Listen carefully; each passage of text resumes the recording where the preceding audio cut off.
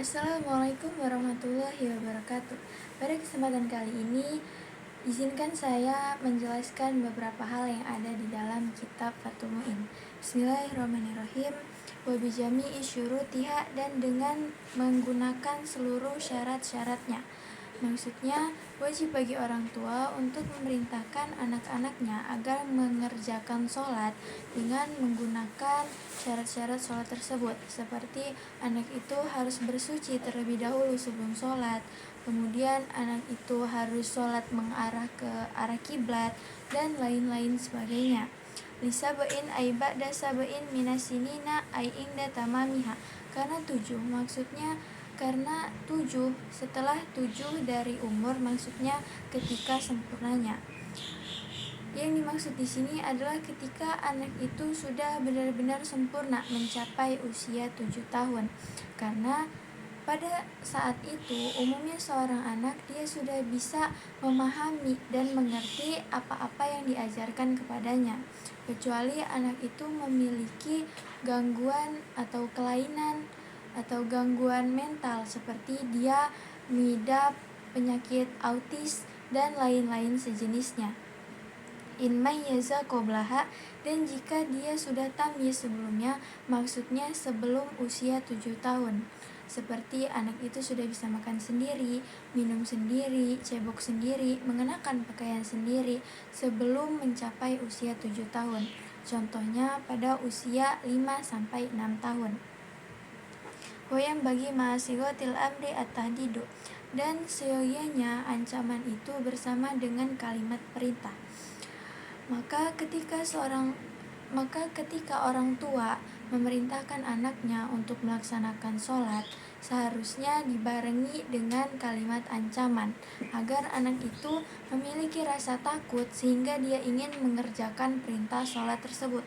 Contohnya dengan kalimat, "Nak, sholatlah kamu, kalau enggak ibu pukul kamu," atau "Nak, sholatlah kamu, kalau tidak nanti Allah akan masukkan kamu ke dalam neraka," dan lain-lain sebagainya. Jangan sampai ketika orang tua memerintahkan sang anaknya untuk melaksanakan sholat tidak dibarengi dengan kalimat ancaman seperti, "Nak, sholatlah kamu," atau "Sana nak, sholat dulu." Karena hal itu bisa menyebabkan anak itu tidak ingin mengerjakan perintah tersebut karena dia tidak memiliki rasa takut dari ancaman tersebut. Maka seharusnya bagi orang tua memerintahkan anaknya itu dengan atau disertai dengan kalimat ancaman. Wa yudrabu darban ghairu mubarihin wujuban man dzukira 'alaiha ay ala tarkiha walau qada'an au taraka syarton min syurutiha. Dan dipukul dengan pukulan yang tidak menyakiti itu wajib kepada orang yang telah disebutkan atasnya, maksudnya atas meninggalkannya, walaupun hanya mengkodok dan dia meninggalkan salah satu syarat dari syarat-syaratnya. Maksudnya adalah seorang anak ini akan dipukul apabila dia meninggalkan sholat, dan itu adalah tarbiyatun, yaitu bentuk pendidikan terhadap anak, sehingga anak itu ingin mengerjakan sholat dan tidak ingin meninggalkan sholat tersebut. Maka wajib bagi orang tua atau wali yang mengasuh anak tersebut untuk memberikan hukuman itu apabila anak itu tidak melaksanakan sholat hadirah, yaitu sholat yang sedang berlangsung pada waktu sekarang ini, atau dia tidak ingin mengkodok sebuah sholat yang pernah dia tinggalkan, atau pula ketika dia melaksanakan sholat dia meninggalkan salah satu syarat dari syarat-syarat sholat tersebut, seperti dia sholat akan tetapi dia tidak bersuci terlebih dahulu, atau dia sholat akan tetapi tidak mengarah ke arah kiblat, dan lain-lain sebagainya. Lisabain ay ba'da istikmaliha, karena 10 maksudnya setelah sempurnanya. Maksudnya hukuman dipukul dengan pukulan yang tidak melukai seorang anak itu hanya berlaku kepada anak yang berusia 10 tahun. dan dia sudah benar-benar sempurna mencapai usia 10 tahun.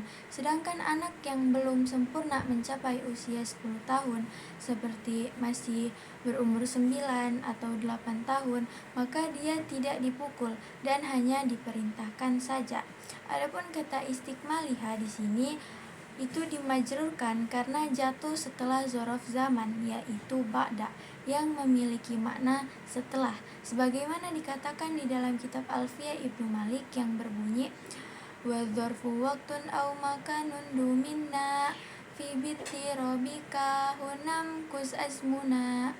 Zorof itu adalah tempat atau itu adalah waktu atau tempat yang memiliki makna fi secara terus-menerus. Contohnya seperti menetaplah kamu di sini terus-menerus sampai beberapa waktu.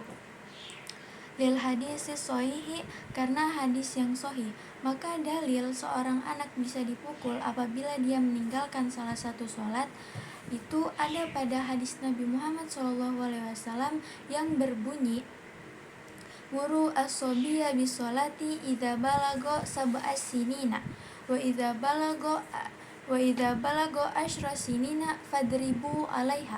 Perintahkanlah seorang anak kecil untuk melaksanakan sholat apabila dia telah mencapai usia 7 tahun, dan jika dia sudah mencapai usia 10 tahun maka pukullah dia atasnya, maksudnya atas meninggalkan sholat tersebut. Adapun hadis ini diriwayatkan oleh Imam Abu Daud dan sebagian ulama menafsirkan dengan zohir nas hadis ini saja, yaitu seorang anak dipukul apabila dia meninggalkan sebuah sholat.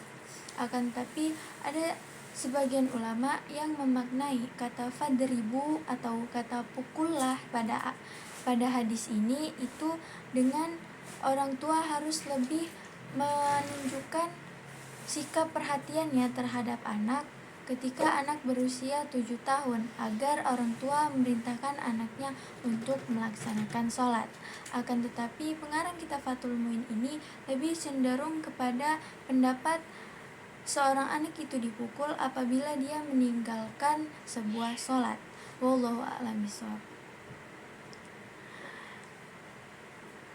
Kasaumin ataqahu fa innahu yu'maru bihi li sab'in wa yudrabu alaihi li ashrin kasolati. Seperti puasa yang dia mampu atasnya, sungguhnya dia itu diperintahkan atasnya karena 7 tahun dan dipukul atasnya ketika dia berusia 10 tahun, sama seperti sholat.